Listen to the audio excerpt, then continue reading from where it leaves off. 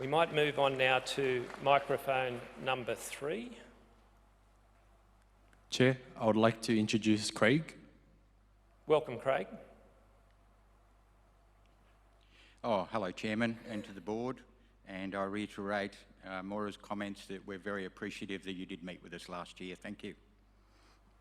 I did want to follow up on some comments regarding PWC that you've mentioned and Ms. Maslewska's mentioned.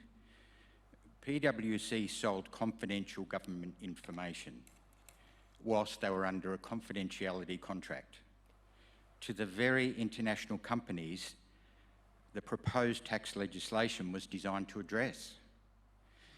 In doing this, PWC sold out every Australian.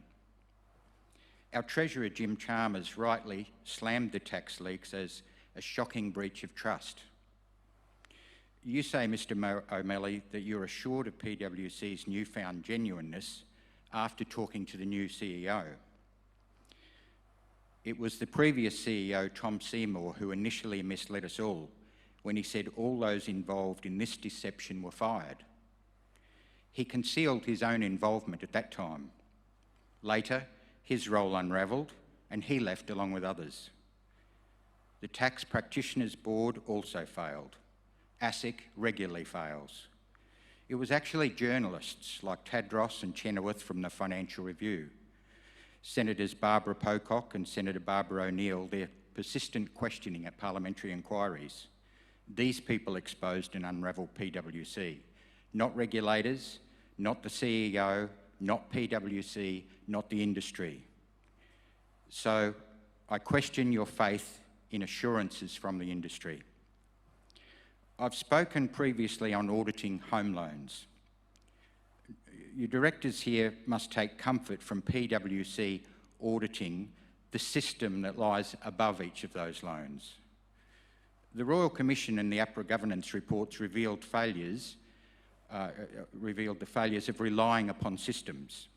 I asked the board to instruct PWC, if you're going to persist with PWC, to granularly interrogate just 100 randomly selected home loans on a detailed forensic basis. Would this very small audit be considered diligent and prudent? Thank you. Thank you, Mr. Caulfield, and thank you for your question. I think in PWC what I said was I spoke to the CEO to ensure that they were focused on their improvement program that had been transparently disclosed. I also spoke over a significant period of time with the relevant people at PWC about the governance of their assurance practice, which actually does have independent and has had independent participation over time. And we have seen the highest quality of activity from our PWC audit team. The PWC audit is undertaken with a systematic methodology that does do deep dives on individual aspects of the mortgage book, including looking at files within the mortgage book. That is part of their ongoing process already, because they have to do testing to make sure that the systems work that they do is actually relevant to the systematic outcome. So I will confirm after the fact that that process is undertaken, but that is my understanding in the way in which the audit is already completed.